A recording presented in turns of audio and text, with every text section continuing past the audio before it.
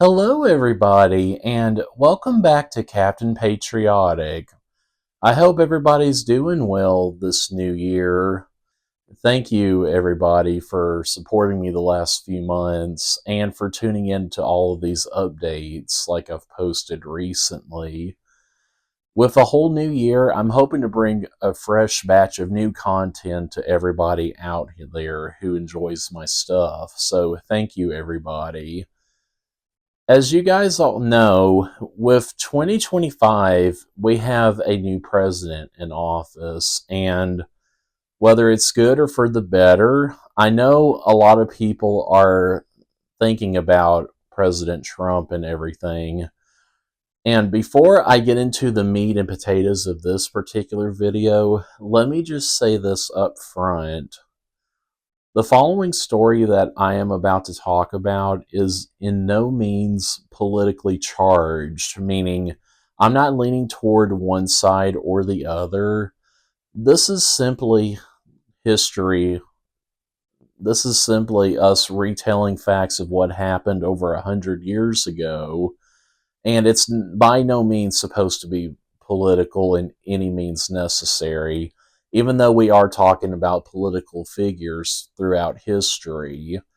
I just want you guys to keep that in mind before you just start madly typing in the comments down below. I am never going to be a political channel, and I respectfully ask that everybody keep your opinion to yourself unless it can be very respectful. So, with that in mind, I am more than happy to get into this wonderful story about a lesser known president in U.S. history. Some of you guys may or may not be aware of all of this significance, but by Trump winning the 2024 presidential election and defeating Vice President Kamala Harris, Trump not only ensured his return to the White House 4 years after Joe Biden defeated him in the 2020 presidential election, thus denying him a second consecutive term. This is a very historical moment, you guys, because never in a lot of our lifetimes have we had one single person become two different numeral U.S. presidents. And with Trump's recent victory, this makes him both the 45th and the 47th U.S. president.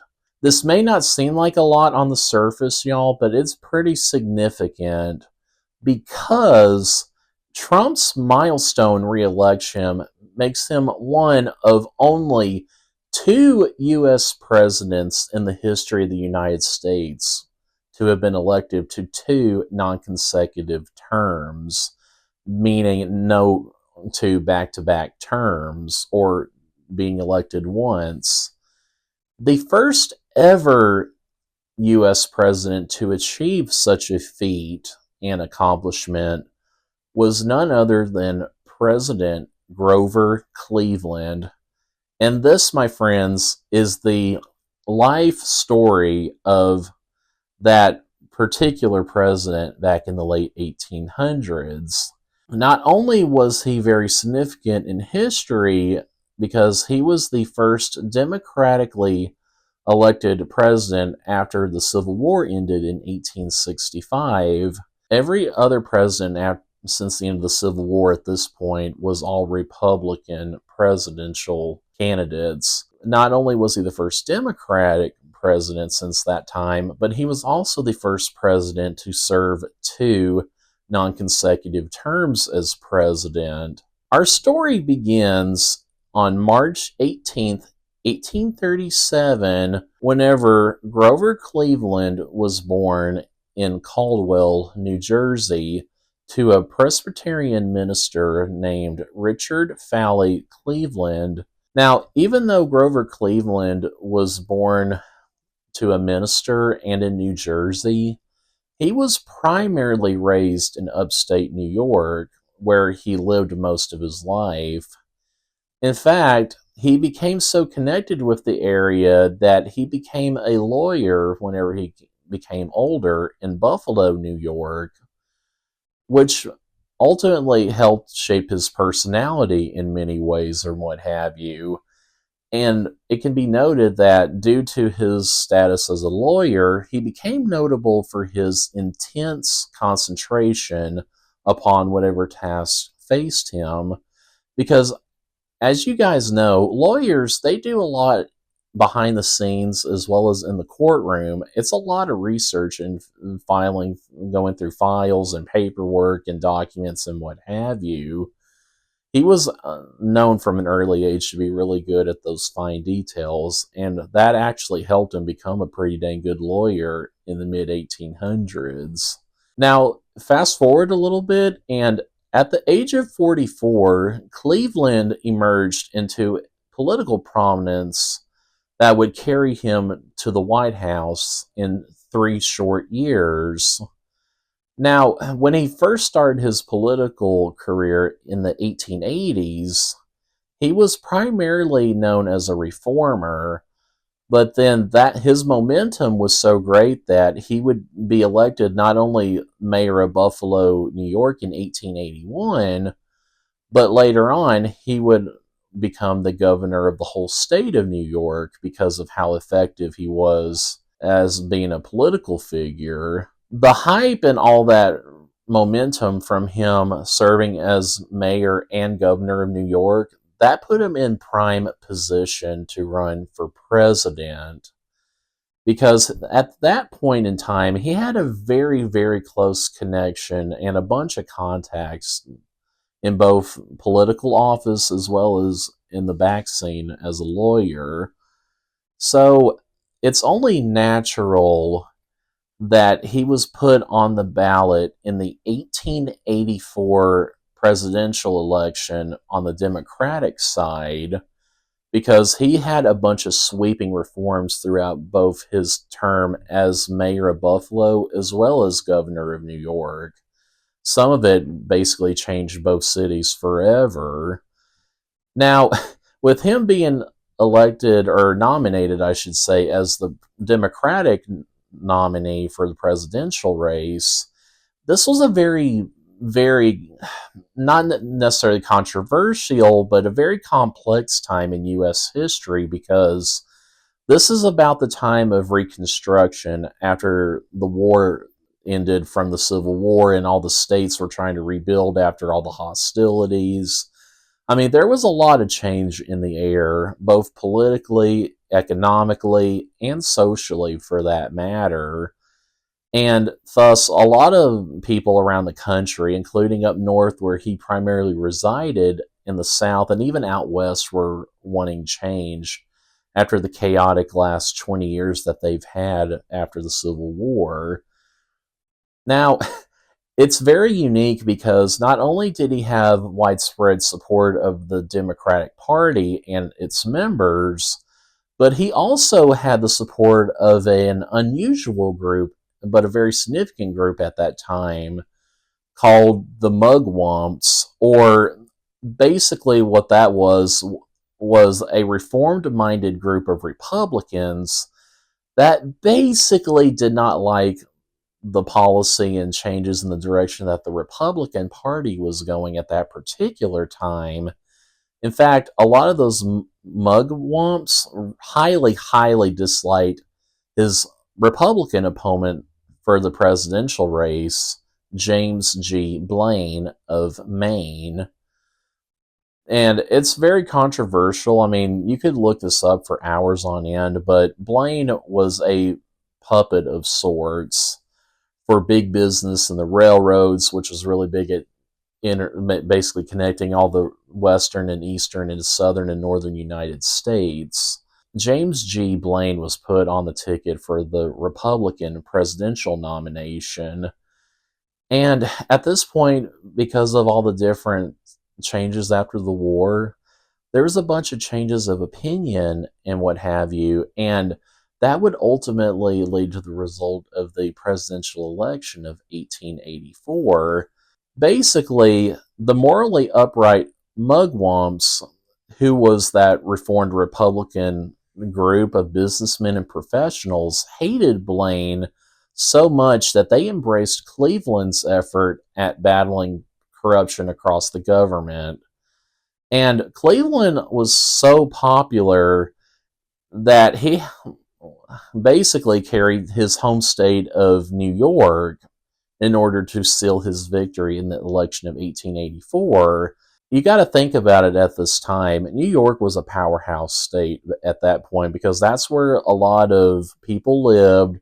That's where basically that was the epicenter or one of the epicenters of America in the 1880s. Essentially, during this election, New York was basically like a swing state, like we would call today, in that it helped carry many presidential elections throughout the 1800s, including this one in particular. New York was basically the 1880s version of states like Georgia, Pennsylvania, Arizona, and other key battleground states that we've had very recently in the last few presidential elections. That's how important New York was to any candidate for victory for president at that time. Well, Cleveland led a very successful campaign, even though he technically won the 1884 presidential election. It was by the narrowest of margins.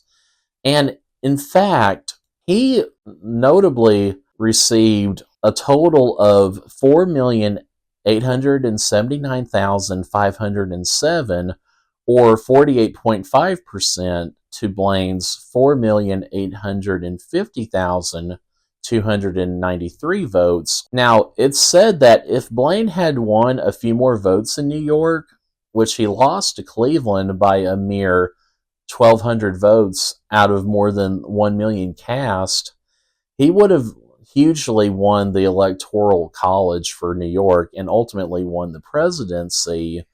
But as it was at that time, Cleveland ultimately won the election with 219 electoral votes to Blaine's 182, thus giving him the majority.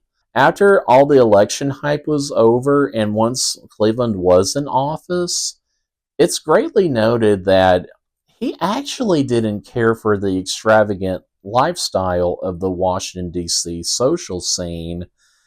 In fact, he was kind of a pure businessman from the heart, having been a lawyer and a governor and all that. In fact, a lot of people said that he was more of a down in the books leader that wanted to take swift action and not celebrate. He saw that there was a bunch of reform that needed to be done, and he was going to do it no matter what. So it was because of this attitude that even at the time of his victory and being in office for the first time, many people, including regular U.S. citizens as well as politicians alike, thought that he was very polarizing because he did a lot of first things as president that at that time were basically almost unheard of. For instance, Cleveland vigorously pursued a policy barring special favors to any social economic group. In fact, he would go on to veto a bill to appropriate some $10,000 to distribute seed grain among drought-stricken farmers in Texas. His reason for this one instance was because, in his mind, he thought that federal aid in such cases encourages the exception of parental care on the part of the government and weakens the sturdiness of our national character. To add to this, he also vetoed many private pension bills to Civil War veterans whose claims were fraudulent. Now, that's not to say that he was against giving pensions to veterans in general who deserved it. He absolutely was very supportive of the military, even though he never served in his lifetime. But the thing is, in the back of his mind, he felt like the particular individual had to earn those benefits of being a veteran.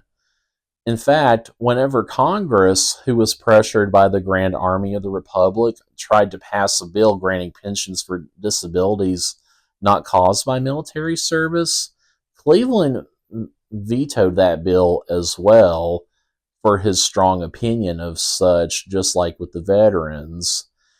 Now, it can be noted that until the administration of Franklin Roosevelt, some 50 years later, Cleveland issued more vetoes than any other president in history at that particular point. He had such swift bills and action on his plate that he also angered the railroad companies across the country by ordering a federal investigation of Western lands that those companies had held by the government. And upon further investigation, he basically forced those railroad companies to return some 81 million acres back to the states and the people because they basically weren't using it, but they were trying to expand it, I guess. But anyway, that had mixed feelings from him as well. And to top it all off, after this, he would go on to sign the Interstate Commerce Act, which basically was the first law that attempted federal regulation across all of the railroad companies across the country. Cleveland, during his first term, also signed the disastrous Dawes Act of 1887, which basically empowered the President of the United States to allot land within the reservations to individual Native Americans, with all surplus land therefore reverting back to the public domain, which, to translate all that basically means that this act legalized the stealing of land from Native Americans altogether. A pretty controversial move, might I say. There's a lot of loaded history when it comes to the Native Americans, but this was basically a stepping stone in further mistreatment of those Indians, even though we technically abused all of them since the country's founding and until this point, of course. So, fast forward a little bit to December of 1887, where Cleveland called on Congress to reduce high protective tariffs. Now, he told many Republicans that were in office at that point and that this was going to be an issue for the campaign of 1888, where he, once questioned about this move, he retorted, "What is the use of being elected or re-elected unless you stand for something?" Basically, these tariffs are basically what are going to define his campaign slogan for the 1888 presidential election, as well as the 1892 election afterwards. So we fast forward to 1888, and it's almost the end of his first term. There was definitely a lot of different and, might I say, controversial moves on his part, but he inadvertently revolutionized the role of the U.S. president, even way back when. There was a bunch of reforms and sweeping changes during his first term, to say the very least.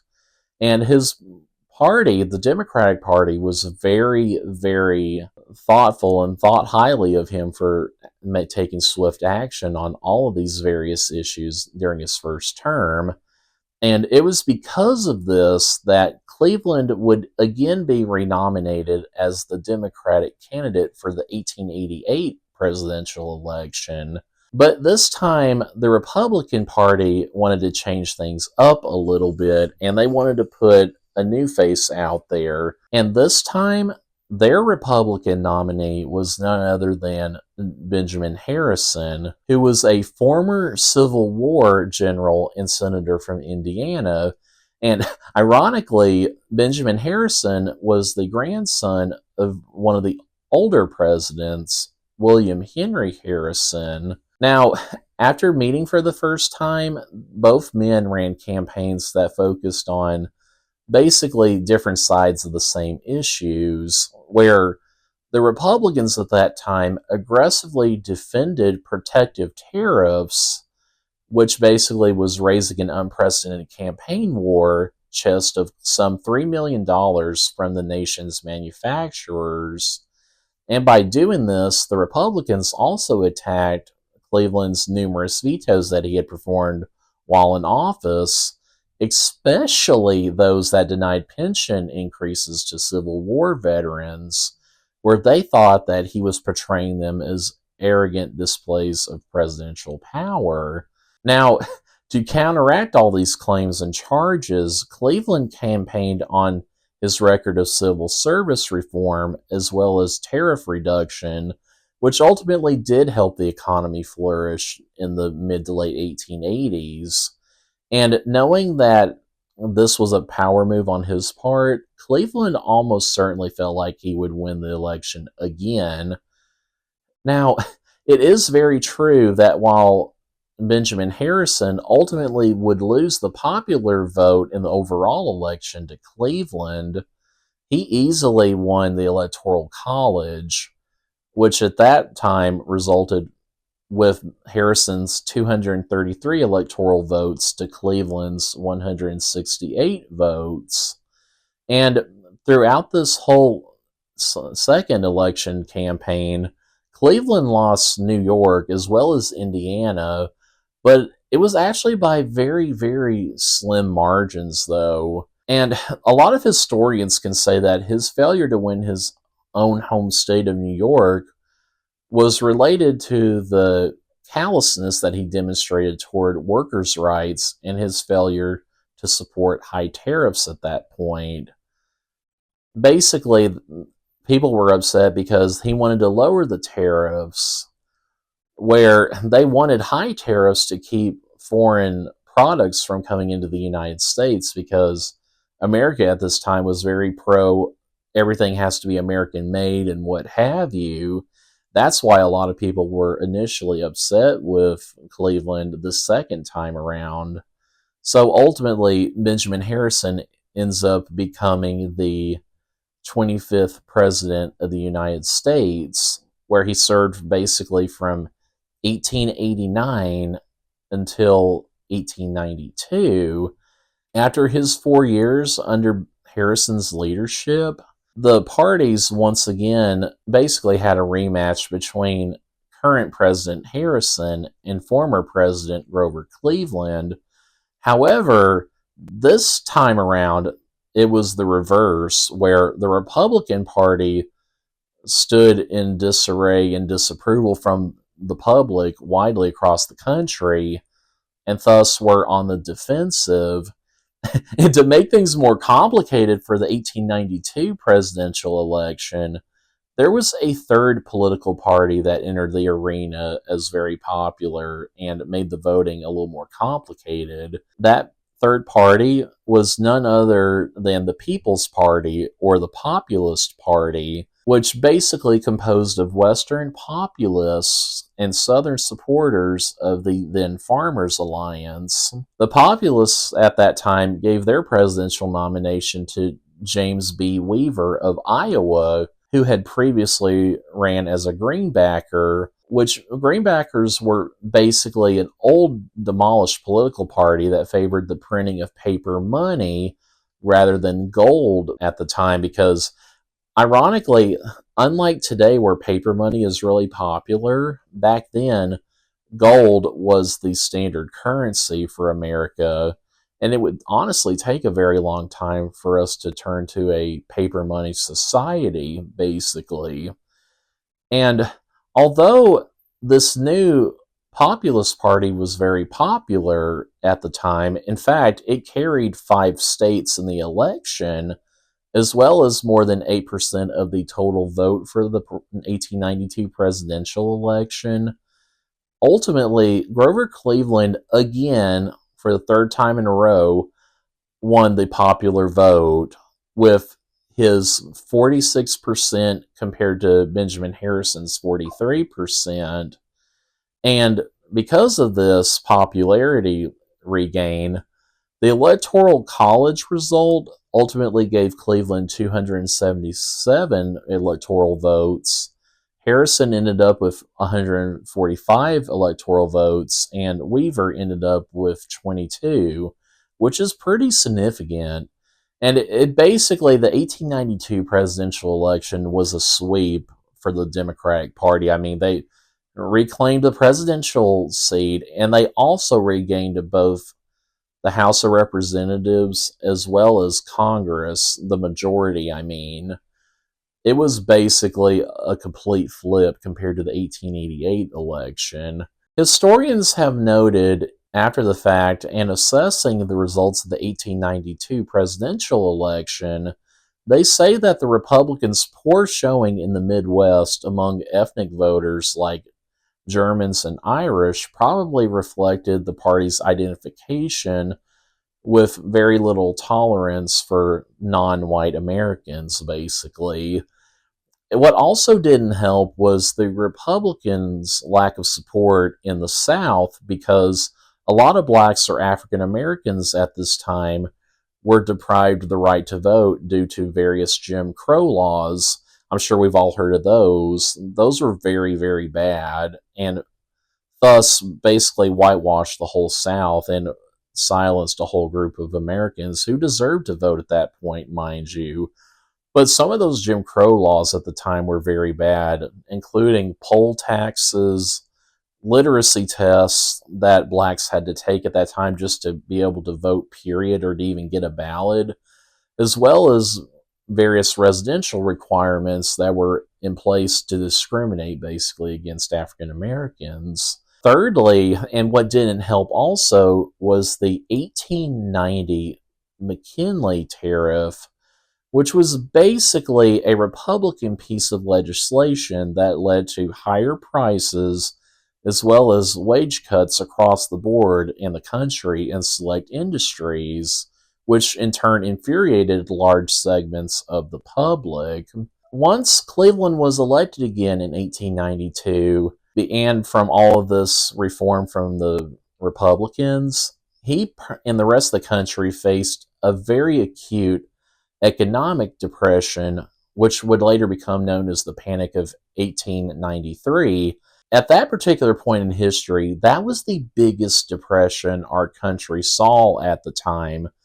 Now, mind you, this was only a stepping stone until the Great Depression of 1929, just some 35 or more years later.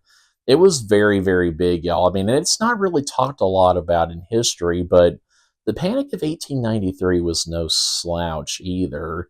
Not saying it was as bad as the Great Depression, but it was pretty bad for Americans in the 1890s too. Now, because of the Panic of 1893, Cleveland dealt directly with the Treasury crisis rather than with business failures, farm mortgage foreclosures, and unemployment. In fact, he was able to obtain a repeal of the mildly inflationary Sherman Silver Purchase Act, and with the aid of Wall Street, he was able to slowly replenish the Treasury Department's gold reserves. Now, this was just the start of a very heated second term in office, because just a year later, railroad strikers in Chicago violated an injunction with the Pullman strike of 1894. In fact, things got so out of hand, you guys, that President Cleveland had to end up sending federal troops just to enforce the strikers from getting too violent or whatever. And it was pretty popular, actually, because some 150,000 railroad workers across the country supported this strike.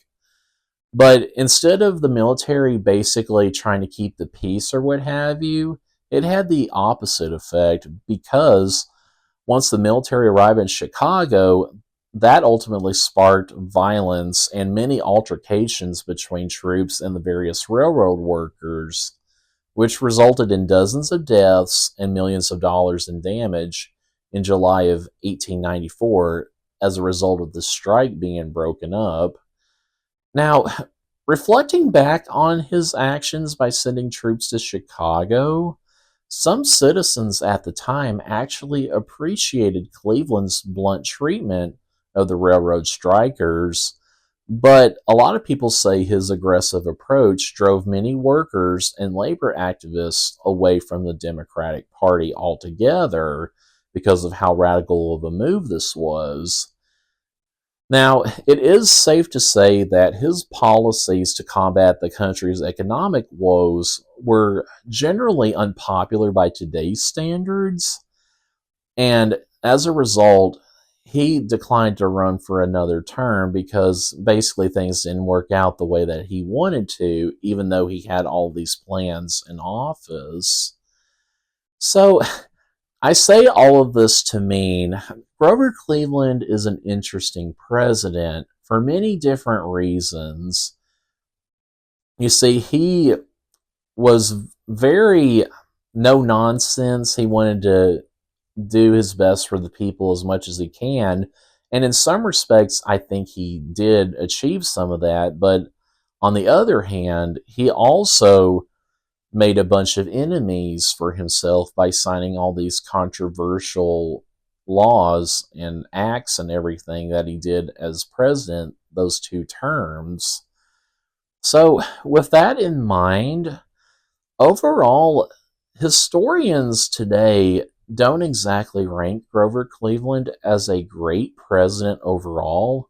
I mean, although he's definitely not among the worst in history, mind you, because he really did have an impact. But he was more or less, when you look at the grand scheme of things, he was kind of middle of the pack of the rest of the U.S. presidents, to say the least. Now, even as a party leader of the Democratic Party, the consensus at that time was that he achieved mixed results at best. And I don't know where this comes from. I mean, he may have been overly ambitious and promised a lot and couldn't physically deliver it once he got into office. I really couldn't tell you. But he wasn't just the kind of president just to lay back and let things lie and just let them be what they'll be. He did try to put forth some effort to help Americans at this time, to say the least. In fact, Cleveland would help to create a solid South for the Democrats for a lot of support by encouraging former Confederates from the Civil War to believe that they had a friend in the White House. I mean, I got to give him that at least. Now, although Cleveland was not a great president, he almost single-handedly restored and strengthened the power and the autonomy of the executive branch. Now, notable to this was his use of executive privilege and refusing to hand over department files to Congress in the fight over presidential appointments. Now, no president prior to Richard M. Nixon had ever made such an extreme assertion of executive privilege during peacetime. In fact, his record-breaking use of the presidential veto also enabled him to reestablish the equilibrium between both the executive and the legislative branches of government, which at that time was significant because that was another precedent-setting example of presidential power that had never been seen before. Now, equally important to all of this, Cleveland laid claim to a strong presidency in the ways that had a very lasting impact. In fact, his assertion of authority in calling out federal troops during the 1894 Pullman strike, sending warships to Panama, and threatening Britain with war over the Venezuelan border dispute set the tone for today's modern energetic executive branch or president. Today, Cleveland is thought more in terms of command than pure leadership because, as the nation's chief executive officer, he really didn't have a true vision for the future, nor was he interested in articulating one. This basically meant that a lot of people would consider him a pre modern president in some ways, even though he was revolutionary in some others. Now, these particular actions, while different, prepared the way for the rise of the autonomous presidential leadership and thus laying the foundation for the modern presidency that would begin with Theodore Roosevelt at the turn of the 20th century. Unlike his busy lifestyle, his 2 terms in office, Grover Cleveland would live a somewhat quiet life once leaving the White House in 1897. In fact, after he ended his second term as president, he would go on to live in retirement at his house in Princeton, New Jersey, where he had a very quiet life until ultimately passing away on June 24th, 1908, due to heart failure and other complications from having an unhealthy diet and all of that over the years. So, you guys, this is the story in a nutshell about the only other U.S. president to serve 2 non-consecutive terms. And while Grover Cleveland may not be talked about a lot in modern day news and stories and what have you, I really think painting this picture in front of us kind of gives us something to look back on as to what we could possibly see with Trump's second term back in office. I mean, even though the 1880s and 90s is a lot different than the 2010s and the 2020s that we're in now, in a lot of ways, both administrations are very similar in more ways than not. Of course, it's different parties, but go figure.